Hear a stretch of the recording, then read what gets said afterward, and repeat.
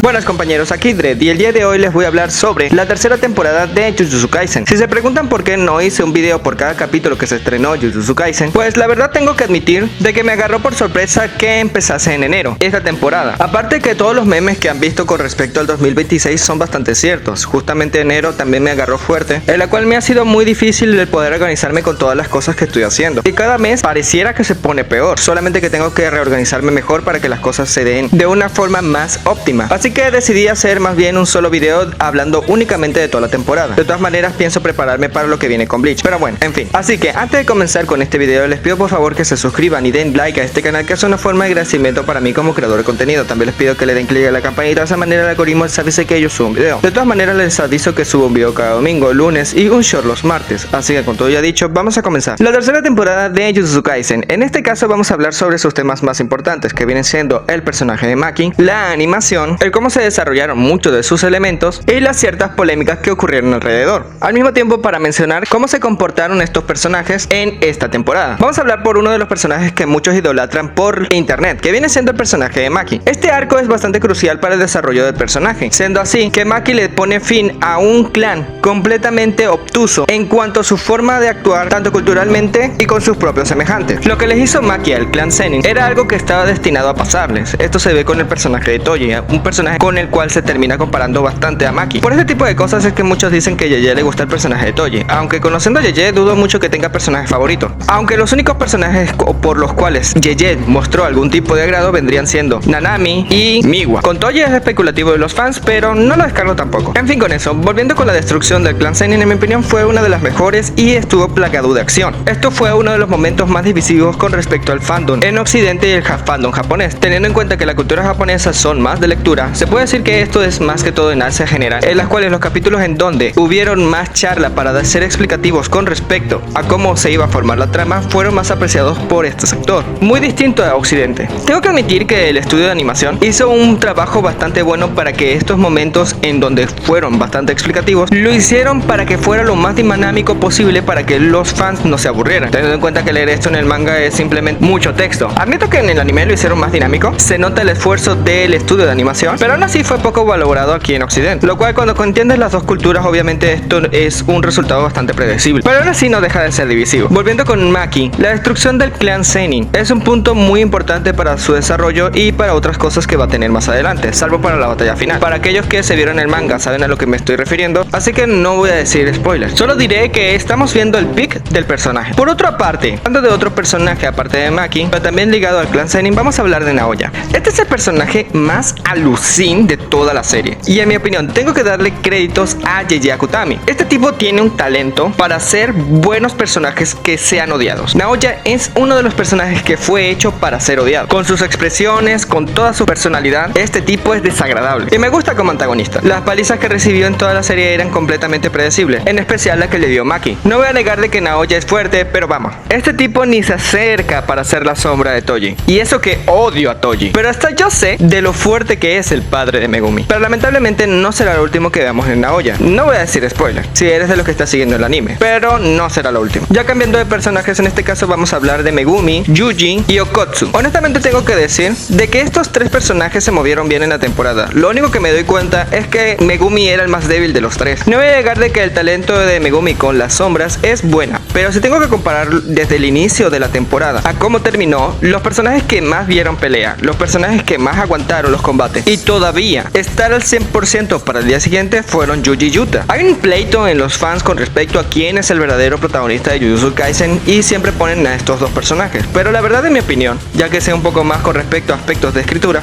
tengo que decir de que para Yeye Akutami los dos protagonistas vendrían siendo Yuji y Yuta, y más con su secuela Módulo, para no decir spoiler, creo que esto se recalca más. El caso de Megumi, lamentablemente, no solamente fue relegado a ser un personaje secundario, teniendo en cuenta de que originalmente este iba a ser el protagonista de la serie, entonces es bastante triste de que termine siendo relegado solamente a ser un personaje por debajo de Yuji y Yuta. Ese apodo que los fans le tienen a Megumi como Potential Man tiene todo el sentido del mundo. Un personaje que tiene mucho para dar, un personaje que tiene muchas cosas, pero lamentablemente se queda en poco. Esta es la tragedia de Megumi. Pero bueno, me estoy adelantando a muchas cosas. De todas formas, parece ser que terminan encontrando su objetivo, que viene siendo Ángel, un personaje que será de ayuda muchísimo más adelante, incluso en la batalla final. De Yuji, esto fue lo que más me gustó de toda la temporada. temporada, siendo que el ending está un poco más dedicado a él y trata de ser un poco más introspectivo con respecto a lo que está pasando por la mente de este personaje en una forma más introspectiva con respecto a todo lo que había ocurrido con las temporadas anteriores. Tengo que decirte que lo de Yuji, con todo lo que se ve de Jujutsu Kaisen, parece mostrar la historia de una persona que tiene que estar peleando constantemente, enfrentándose a cualquier conflicto que venga de cualquier punto. Se puede hacer que Yuji existe solo para pelear, que es básicamente lo que necesita una serie que literalmente se llama Guerra de Hechiceros. Por otro lado, lo que más me gustó fue el encuentro que tuvo Yuji con Higoruma, siendo irónicamente el único encuentro que tuvo Yuji que no fue tanto de combate a diferencia de que tuvo Megumi en los dos caminos que estos dos personajes se separaron. Pero en fin, este combate fue un poco más introspectivo con respecto a estos dos personajes y cómo el encuentro de estos dos terminó ayudando a uno y el otro de distintas formas. Puedo decir de antemano de que los personajes más influyentes en la vida de Yuji vendrían siendo Gojo, Nanami y Higuruma, cada uno en mayor medida, independientemente del tiempo que haya durado Yuji con estos personajes. Ahora, a partir de aquí vamos a hablar un poco sobre la animación. Como ya había mencionado en la parte de la conversación, los animadores lo hicieron de una forma más dinámica para que estos momentos fuesen completamente entretenidos. Pero algo que me gustó mucho que ha implementado el estudio MAPPA con respecto a la animación de Jujutsu Kaisen es el uso de rostoscopia. Soy muy consciente de que a los japoneses les molestó el uso de esta técnica en un capítulo en particular, debido a que no se ponían las escenas tal cual como salían en el manga. La verdad, en mi opinión, este tipo de cosas no me molestan, siempre y cuando esto sirve para mejorar el contenido original. En mi opinión, la rotoscopia es algo que mejora bastante cuando se implementa bien en la animación, y a mí me gustó mucho que lo implementasen en Jujutsu Kaisen. Hace que la animación se vea mucho más dinámica, pero sí podría aceptar de que pusieran los planos no tanto en panorámica y los pusieran más cerca de los personajes para apreciar más esta técnica cerca de los personajes, y al mismo tiempo para que los planos fuesen un poco más parecidos a los del manga. Ahí sí tengo que darle un poquito la razón a los japoneses, debido a que me estoy dando cuenta de que están implementando mucho la imagen panorámica en ciertas animaciones, a la cual solamente podemos ver a los personajes teniendo ciertas conversaciones, muy distinto a los planos que salen en el manga, en lo cual cuando los personajes tienen estas conversaciones, los planos justamente solamente muestran la cara de los personajes hablando, mientras que en los animes últimamente lo están poniendo en panorámica, lo cual no entiendo por qué están implementando eso. Pero en fin, esta sí sería la única crítica con respecto a lo que le daría a la animación, pero en mi opinión todo lo demás estuvo bastante bien. La animación fue bastante dinámica, el uso de la rostoscopia fue bastante buena, las explicaciones de las reglas no fueron aburridas como en el manga. Se nota bastante el esfuerzo que hizo MAPPA para que esta parte fuera entretenida, teniendo en cuenta que en el manga